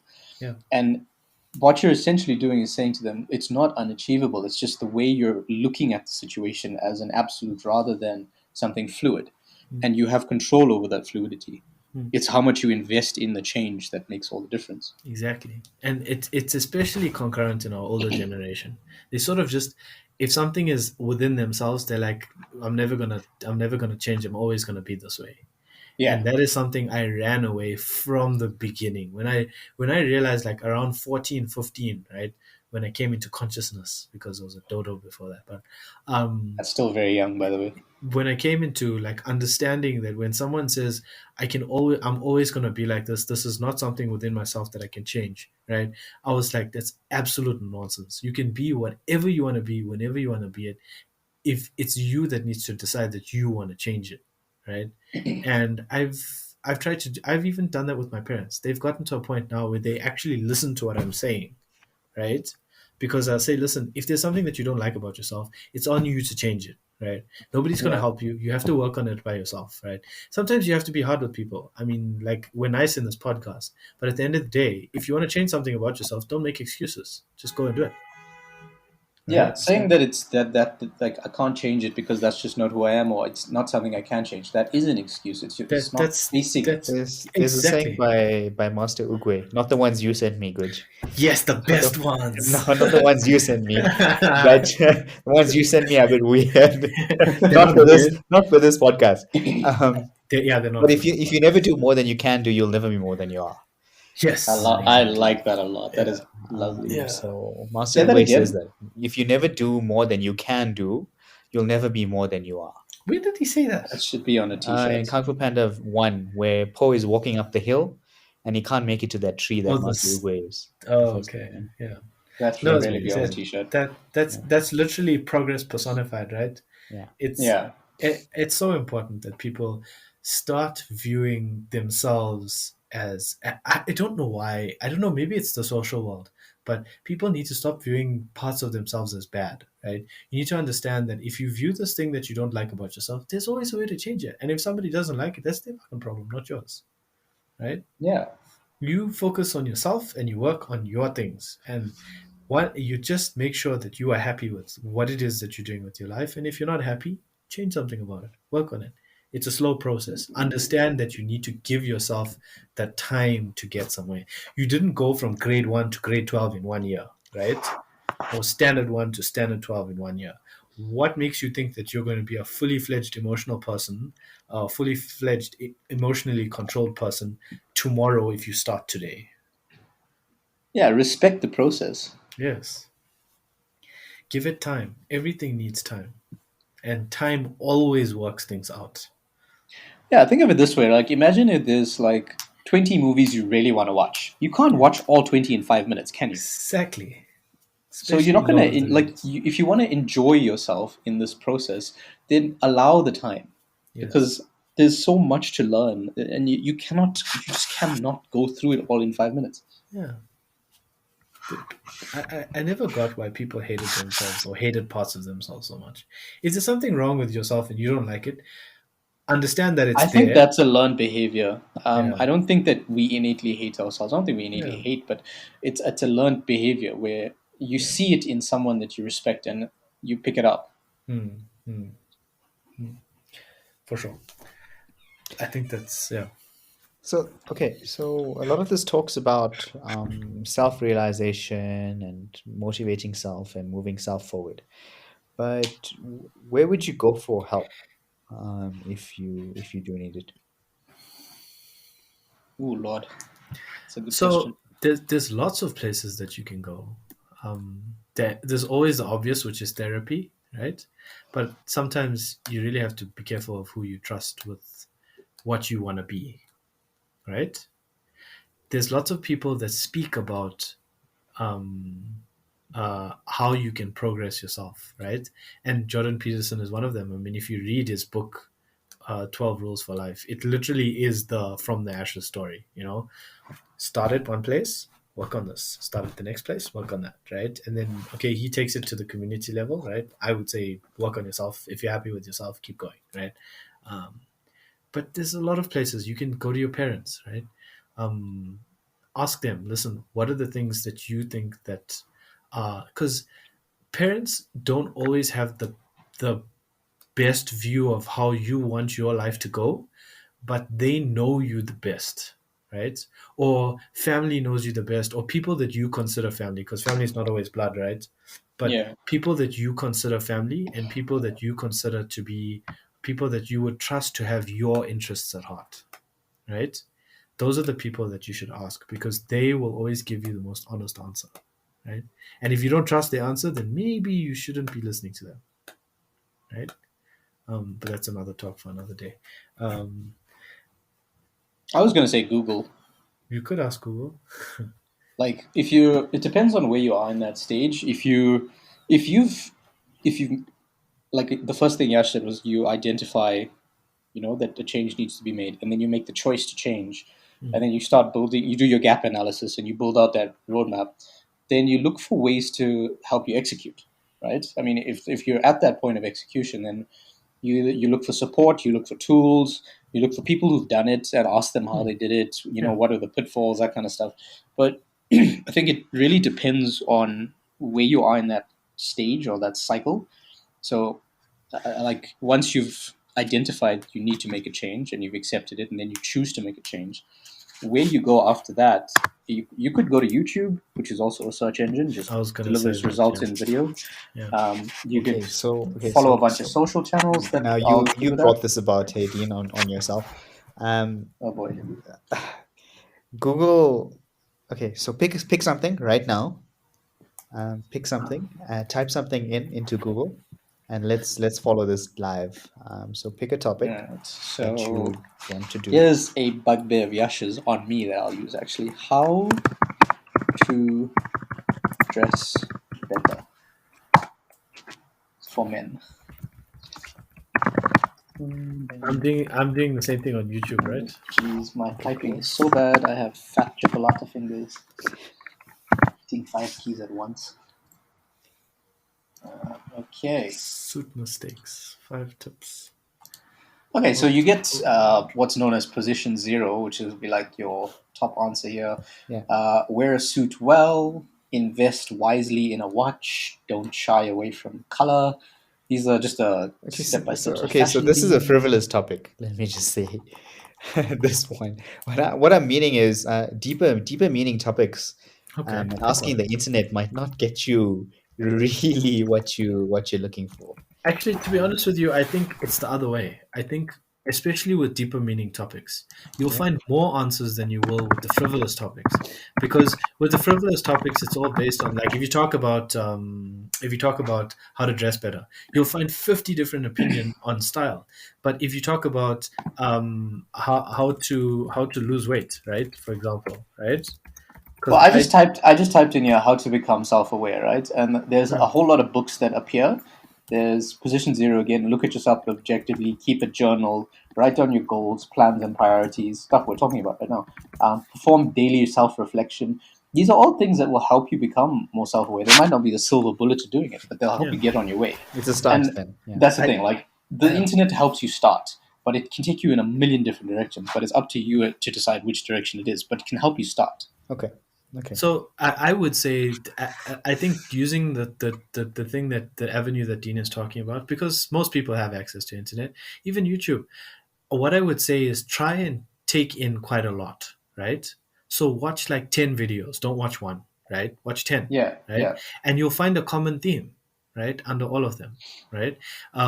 Read 10 people's posts about it. Because lots of people, when you talk about big ticket items, like if you talk about like how Yash used to be angry, if you search about how to stop being angry all the time, right? Or if you want to talk about like I'm currently on the weight loss journey, right? Because I've decided to come out of hibernation, right? Um, but if you want to talk about something like how to, like Dean says, how to become more self-aware, you will find more content and more relatable content on those items than you will find on the more frivolous topics, because that is where the most energy goes to when people are trying to help other people. You will find that there's communities out there that want to help you more with the big problems that you have than you would expect. Yeah, I think it's also there's a lot more care and consideration put into topics like if you type in how to deal with a particular type of trauma, you're more likely to come across someone that's either dealt with that kind of trauma and is trying to Mm, put their opinion out there for others to learn from, or a professional. mm, Whereas if you're talking about how to match ties with a suit, a lot of people have opinions on that. yeah, And they will put their opinions out there because it takes a lot less effort to just put an opinion out on colors and patterns yeah, than how to deal with serious emotional trauma. yeah. The only thing I would like to add to all of this is understand that when you're dealing with the internet, you need to take things with a pinch of salt, A right? bucket of salt A sometimes. bucket of salt, A because bucket of salt. there's some real trolls out there, Oh right? yeah, what it does teach you, the process, it actually teaches you to develop your own discretion, Correct. and that's a good thing as well. That's not a bad thing. So doesn't that promote introversion? Why? For example, if you want advice on certain somethings, then do you always just run to technology rather than getting real world or real So life feedback? that's why I did start with asking people that you trust, right? Yeah. Because we assume that most people have some people they can trust to give them an honest opinion, right? Right. Yeah.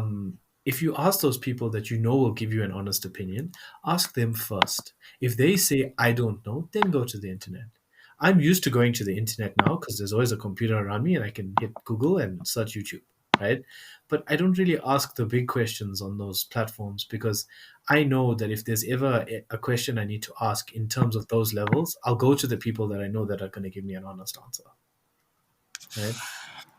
But if you don't have those people, then go to the internet because there is an answer for you. You just need to look objectively at what they're telling you. And if you believe it innately to be true, follow it. Why do you think going to the internet is introspective? Well, introversion, not introspective.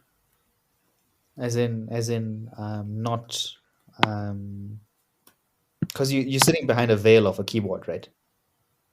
Mhm. You're anonymous as well.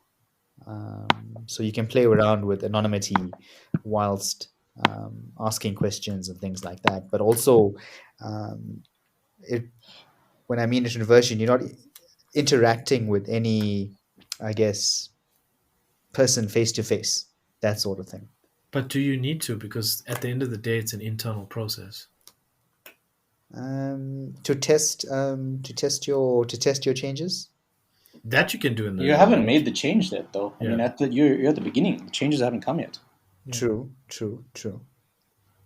When I mean, at when this stage, I never really saw a difference, to be perfectly honest with you, because at this stage, you're just picking up sources of information. So whether you talk to someone and get their opinion, or whether you watch a video and see their opinion, it's still it's the same process. You're gathering an opinion from someone. Yes, there's an innate difference when you're physically with someone, in that you can pick up tone and body language, and you can engage back with the person and delve deeper into it. But at that stage, I'm not sure I want that. I just want to. I'm trusting myself to find what I'm looking for rather than be influenced by others. Right. I know it sounds a little bit backwards because you're taking influence from others when you're still gathering information, but I want to consume a ton of information very quickly, and the internet's the fastest and best way to do that. I'm not going to be able to line up 20 of my nearest and dearest and ask them all for opinions one after the other, like speed dating for self-awareness. yeah. Hoo-hoo. Like the Speed internet's dating. the quickest way to consume a shit ton of information. Right. Yeah, no, it is. I agree with you fully. For me, what I think is that what's so important to understand is also that when people grow through the process of doing something and they actually feel themselves getting better at something, Yeah. right? They sort of gain confidence, right? Yes. When you gain confidence, automatically the people around you is who you're going to show that to.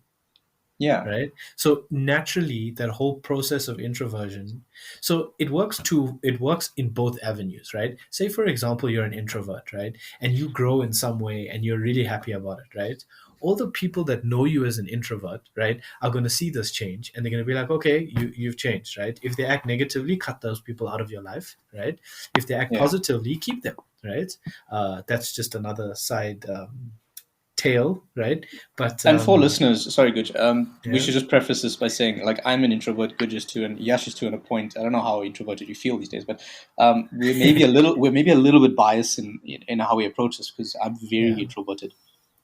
Yeah, I'm sort of. I don't know if you listen to one of those other talks, but I'm one of those people that, with the people that I am, right, that I love being with, I'm not an introvert, right? But with people that Yes, I I'm the don't same know, though. Yeah. So we're sort of like omniverts, right? Where if we're around people with the same energy level as us, we're great, Yeah. right? And I think that sort of does fall in the introvert avenue. I think the best way, I think we explained this, right? The best way to see an introvert from an extrovert is, do you gain energy from being in big social scenarios, or do you lose energy from being in big social Yes. scenarios? Yeah, I agree with Right? that. So in that case, yes, we're both introverts. But like for me, it works both ways, because if, say, for example, we talk about introversion, right? And being behind that veil of a keyboard, right? So there's two ways in which growing yourself is perfect in both scenarios, the way I see it, right? But I obviously have this like rose-colored tinted glasses. But say, for example, you're an introvert, right? And you grow some part of yourself, right? All the people that are in your life, right, are going to notice that change, right? And if they're happy about it, then you feel great, right? If you're an extrovert, but behind this veil, right, the first thing you do when you get something great in your life, when you make this positive change, is you're going to express it to the world, right? Yeah, exactly. But either way, it shouldn't change anything about yourself. If you have made a change within yourself, you should be happy about that change within yourself, right? And that has no bearing on how other people feel about it, right? Or if other people see it or not. If you're an introvert and you want nobody to know about the positive changes that you've made in your life other than yourself, that should be more than good enough.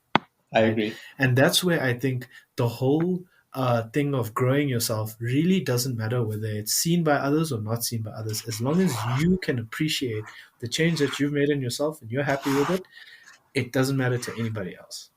Right? Yeah, it should be for you first. Exactly. Right. If you want other people to notice, write a blog about it. Seriously. There's enough. Or have a out there. podcast. Or have a podcast. There's enough out there, right? There's somebody that's going to listen to it, right? By the way, taking the speed dating concept to self-awareness, we got to do that. Sounds like fun. No, What do you mean? I don't. What? You see, that's the one thing about self-awareness, that it's do you not mean? something that you want to teach. I've always felt that, and I disagree there. I know it seems so negative, right? And I hate saying no, but some things like this, for me personally, is something that a person needs to come into, Yeah, it's not necessarily about starting someone's self-awareness journey. It's about helping them through it. Okay. So you like match what, like, how do you even measure?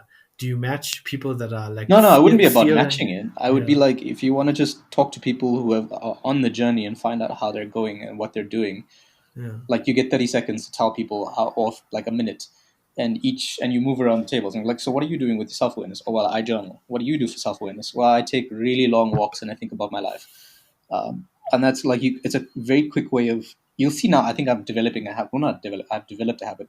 I like quick and efficient ways of consuming stuff. And I'm just trying to take what I find on the internet and put it in people and, in a real life world. So kind of matching what Yash asked with what I do.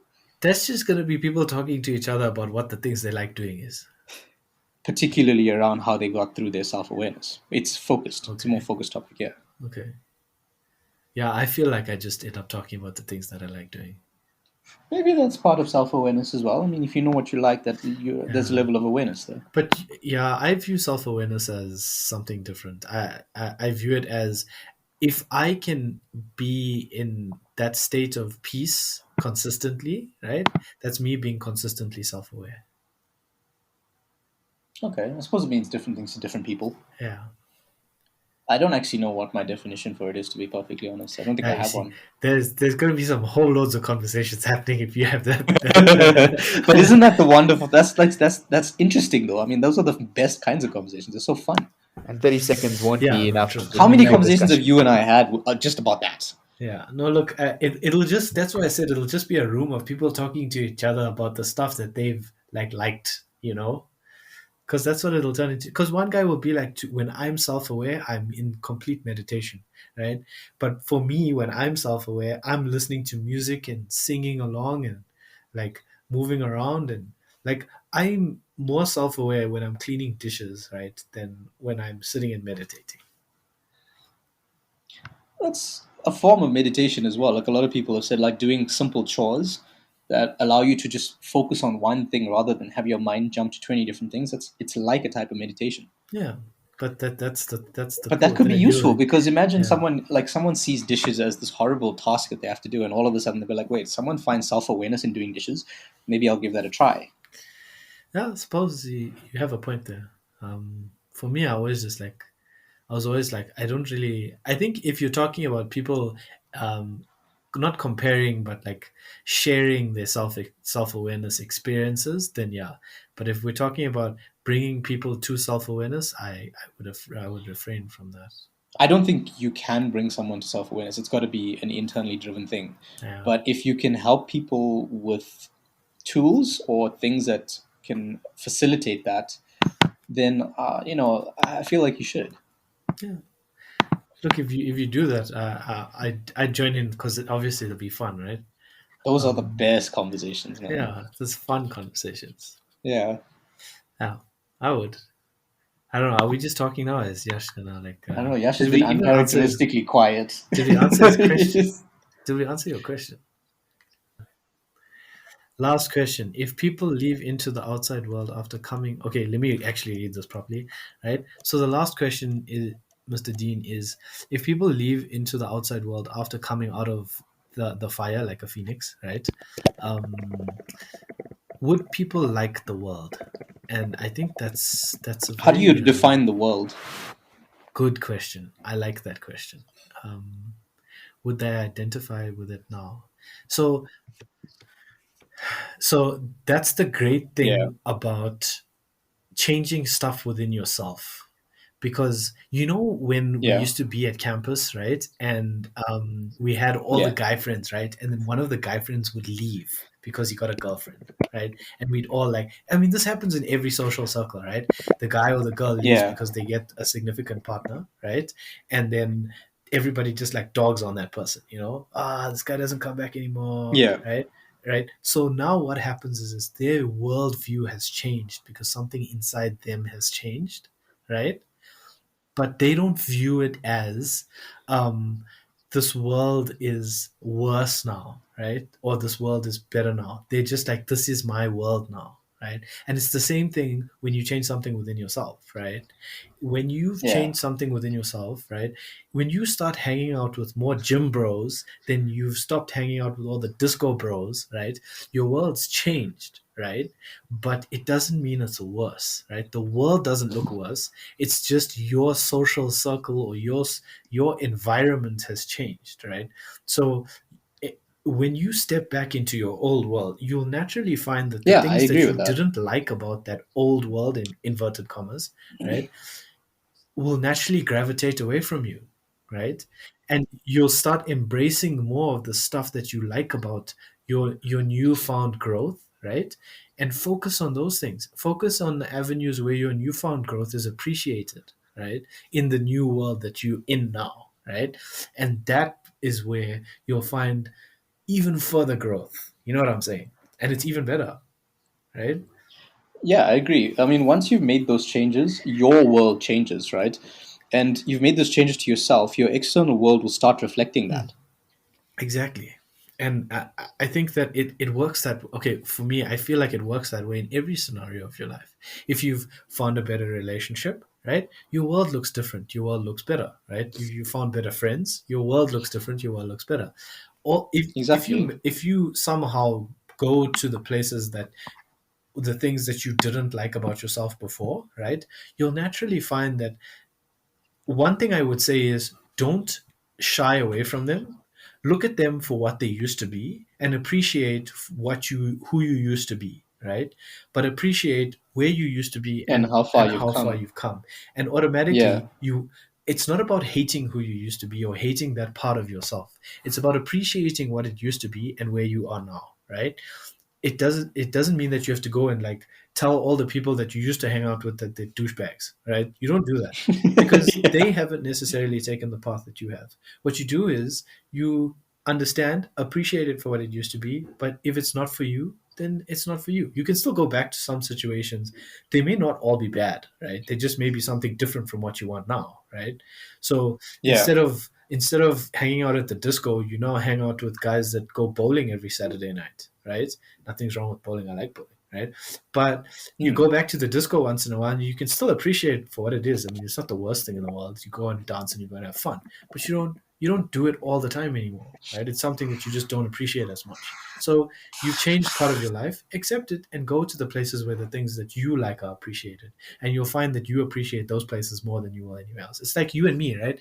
When we first started talking, it was always about football and like the things that we used to like. Now it's about self-awareness, right? And about self-growth and energy, and and all those things change. But the areas that you go to now appreciate it more. So we'll now open up your speed dating sort of concept of self-awareness, and we'll love that place more than we'll love going to the bar. And it's that environment that grows what it is that you like is probably the best place that you'll enjoy. So the world has so many places that you can go to for the things that you like, and I think that Exactly. If is you've made the choice to change yourself, you can also make the choice of what your external environment looks like. exactly. Yeah. You're not confined to the old Yeah. one. That's how I see it anyway. Closing statements for me, I think it's so Yeah. important to understand one thing about yourself is that you are who you are at this point in time, right? There's there's there's things that people will tell you that are bad about you and things that people will tell you that are good about you. You don't have to listen to them. If there are things, it's all about within you. So if there's things that you like about yourself, that no matter what people say is good and bad about you, right? What you should do is you should look at yourself, introspect within yourself, and say, what are the things that I like about myself? What are the things that I want to change about myself or improve about myself, right? And then focus on those things, right? And have a target in mind of what you want out of yourself, right? And then build on that, because you can literally change everything about yourself tomorrow. You can literally become a completely different person tomorrow. And if that's what you want out of your life, right? And the people that are most important to you, they will understand at some point. Because if that is what you want, you can move to a completely new city and you can start a new life somewhere else. If that is what you really, really want to do, because nobody can stop you. And as long as you focus on yourself and you work on yourself, that is probably the most important thing that you should do to keep yourself happy. Yeah, I agree with that. I think the stuff that you mentioned earlier that we were talking around, seeing things that are not set in stone, like you are not a block of concrete. If you don't like something about yourself, don't think it's impossible to change it. Like you have the capacity to change. It's just about making that choice, and it's about consciously choosing things, and then setting yourself a realistic way to go about achieving those changes. That's what it is.